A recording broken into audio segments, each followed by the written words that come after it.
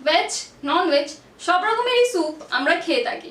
তবে আজকে আমি চিংড়ি মাছের স্যুপের রেসিপি শেয়ার করব। নমস্কার বন্ধুরা, আমি মনি রান্না বাটিতে আপনাদের সবাইকে স্বাগত জানাই। আজ আমি প্রন স্যুপের রেসিপি নিয়ে চলে এসেছি। চলুন তাহলে রেসিপিটা শুরু করে নেওয়া যাক। এই রেসিপিতে সবার প্রথমে আমার লাগছে চিংড়ি মাছ। আর চিংড়ি মাছটা আমি এরকম মাঝারি বা বড় সাইজের নিয়েছি। আর চিংড়ি মাছটা ভালো করে ধুয়ে পরিষ্কার করে নিয়েছি। আমি এখানে 100 গ্রামের মতো চিংড়ি মাছ ব্যবহার করেছি। চিংড়ি মাছের মুড়োটাও কিন্তু আমাদের লাগবে। এখানে আমি চিংড়ি মাছের মুড়ো দিয়ে স্টকটা তৈরি করে নেব। তার সাথে আমাদের লাগবে আলুটা এরকম আমি ছোট ছোট কিউবসে কেটে নিয়েছি। আর লাগছে গাজরটা আমি এরকম লম্বা লম্বা কেটেছি, আপনারা চাইলে কিউবসেও কেটে নিতে পারেন। তার সাথে আমি নিয়েছি পেঁয়াজটা আমি এরকম রিংসে কেটে নিয়েছি। আর সাথে লাগছে 2টো তেজপাতা, কয়েকটা কোয়া রসুনের আর সামান্য একটু মৌরি। এবার আমি নিয়েছি এরকম কিছু স্লাইসে কেটে নেওয়া আপেলের টুকরো। তার সাথে আমাদের লাগছে পেঁয়াজের রিংটা আমি এখানে গার্নিশিংয়ের জন্য ব্যবহার করব। তার সাথে আমাদের লাগবে একটা পাতিলেবু স্লাইস। এসবের সাথে আমি নিয়েছি ধনেপাতা, লাগছে গোলমরিচের গুঁড়ো। আমি এখানে অরিগানো নিয়েছি, অরিগানোটা আমাদের 1 চিমটে মতো লাগছে ফ্রেশ ক্রিম, পাতিলেবুর রস। আর এর সাথে আমি নিয়েছি চিলি হানি গার্লিক সস। এবার আমি একটা মিক্সচার তৈরি করে নেব। তাই জন্য আমি আগে নিয়ে নিলাম পাতিলেবুর রস। এখানে আমি 1 টেবিল স্পুনের মতো পাতিলেবুর রস নিয়েছি। আর তাতে আমি 2 টেবিল স্পুন জল মিশিয়ে দিলাম। এবার আমি পরিমাণ মতো চিনি দিলাম। চিনিটা আমি খুবই অল্প পরিমাণে কিন্তু এখানে ব্যবহার করেছি। এবার আমি এর মধ্যে সেই কেটে রাখা আপেলের স্লাইসগুলো দিয়ে নেব। আপেলের স্লাইসগুলো ভালো করে এই জলের মধ্যে ডুবিয়ে নিতে হবে। এরপর আমি এই সেম জলে দিয়ে নেব পেঁয়াজের রিংগুলো। এই সব কিছুকে কিন্তু আমি ফাইনাল গার্নিশিংয়ের জন্য ব্যবহার করব। সবকটা পেঁয়াজের রিং আমি এই জলের মধ্যে দিয়ে নিলাম।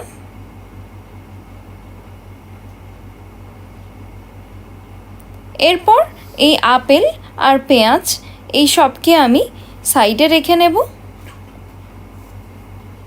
এবার আমরা চিংড়ি মাছগুলোকে ম্যারিনেট করে নেব।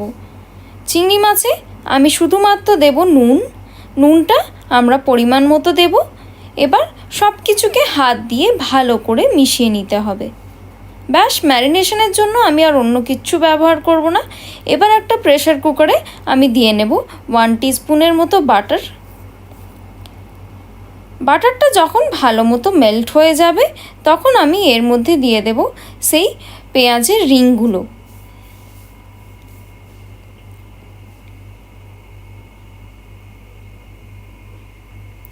সবকটা পেঁয়াজের রিং আমি দিয়ে নিলাম। এবার আমি এর মধ্যে দিয়ে নেব সেই কিউবসে কেটে রাখা আলুর টুকরোগুলো।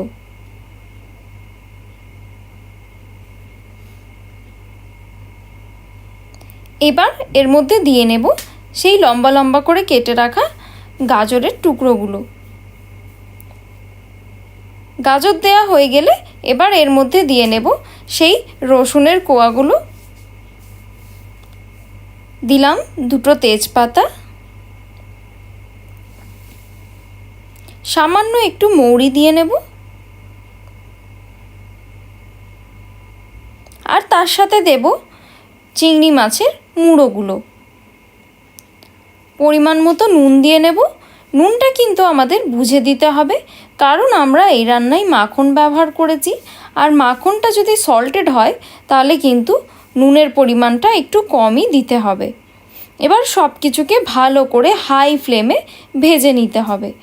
আমরা ততক্ষণ অবধি ভাজবো যতক্ষণ না চিংড়ি মাছের মুড়োগুলো বেশ সুন্দর একটা লাল রং চলে আসে। এবার এর মধ্যে দিয়ে দেব 4 কাপের মতো পরিমাণে জল। আর জল দেবার পর আবারও সব কিছুকে খুব ভালো মতো করে মিশিয়ে নিতে হবে। সব কিছু ভালো মতো মেশানো হয়ে গেলে চাপা দিয়ে সব কিছুকে রান্না করব।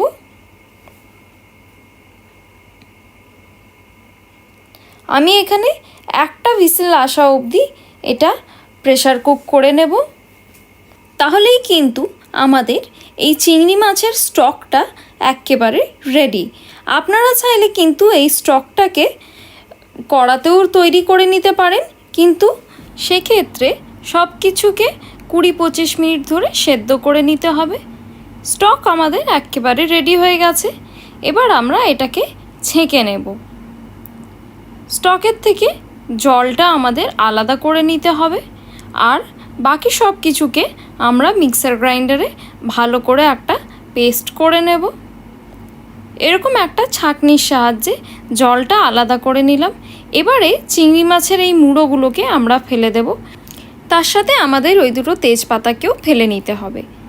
এবার এই স্টকটা আমরা আলাদা করে নিলাম, আর মিক্সার গ্রাইন্ডারে সেই সেদ্ধ করে নেওয়া ভেজিটেবলসগুলো দিয়ে নেব। এবার এটার একটা স্মুথ পেস্ট করে নেব, আর পেস্টটা করে নিয়ে কিন্তু অতি অবশ্যই আমরা এটাকে ছেঁকে নেব।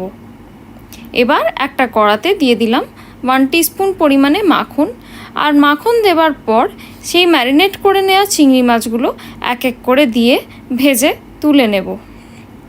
এপিট ওপিট করে চিংড়ি মাছগুলোকে আমাদের ভেজে নিতে হবে। আর চিংড়ি মাছ কিন্তু খুব বেশি ভাজার দরকার নেই, নাহলে কিন্তু শক্ত হয়ে যেতে পারে আর খেতে ভালো লাগবে না। তাই জন্য হালকা করে ভেজে নিয়ে চিংড়ি মাছগুলোকে তুলে নিলাম। এবার সেই একই কড়াতে দিয়ে দিলাম সেই তৈরি করে রাখা চিংড়ি মাছের স্টকটা। এবার দিয়ে নেব সেই ভেজিটেবলসের পেস্টটা, আর এই পেস্টটাকে কিন্তু আমি ছাঁকনির সাহায্যে ছেঁকে নিয়েছি। এর মধ্যে দিয়ে নেব চিলি হানি গার্লিক সস, আর এই সসটাকে কিন্তু আমি বাড়িতেই তৈরি করে নিয়েছি। দিলাম সামান্য একটু ভিনিগার, আর তার সাথে দেব গোলমরিচের গুঁড়ো, দেব 1 চিমটে মতো অরিগ্যানো। খুবই অল্প পরিমাণে আমাদের অরিগ্যানোটা ব্যবহার করতে হবে। সব কিছুকে একটা হুইস্কারের সাহায্যে ভালো করে মিশিয়ে নিতে হবে। এবার এর মধ্যে দিয়ে নেব ফ্রেশ ক্রিম। ফ্রেশ ক্রিম দিয়ে নিয়ে আবারও সব কিছুকে ভালো করে মিশিয়ে নেব। কনসিস্টেন্সিটা আপনারা যেমন পছন্দ করেন তেমন রাখতে পারেন, ইচ্ছে হলে আরও একটু ঘনও করে নিতে পারেন।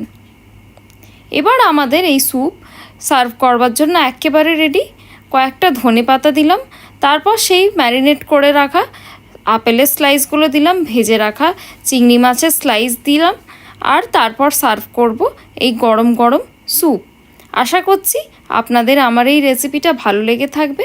ভালো লেগে থাকলে লাইক আর শেয়ার করবেন, আর চ্যানেলটাকে অবশ্যই সাবস্ক্রাইব করবেন।